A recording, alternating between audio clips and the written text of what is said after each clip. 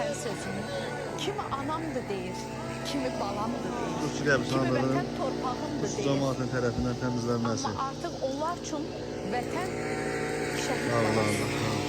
şəhid tanrıdır. Vətən 5 hərfdən ibarət.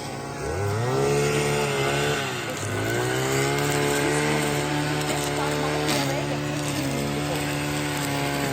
Məşhur dəmir yumruğumuz hər zaman zirvədə qalsın. Dəmir yumruğumuz hər zaman hazır ol çağırışına belə cavab edəsin. Necə ki 44 günlük müharibəmizin, vətən savaşımızın, 30 illik həsrətimizin zəfəri kimi. Zəfər yolun hər zaman uğurlu olsun Azərbaycan. Zəfər yolun ta Zəngəzura qədər getsin Azərbaycan.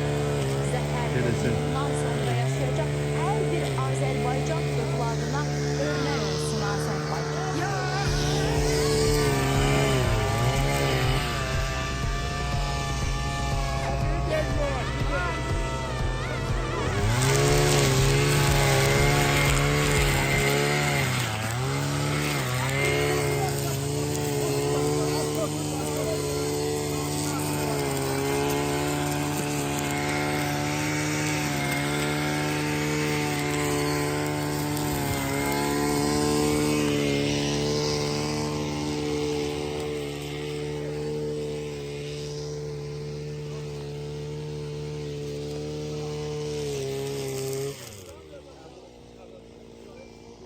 Allah rəhmət eləsin hamısına.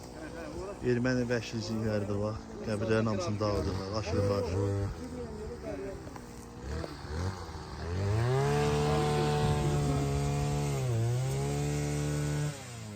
Bir tane bu ortana. Yok, elədim. Qəbirlərin maşın gəlib atar. Ver düşməni, ver. Zamanım yok, ekstra.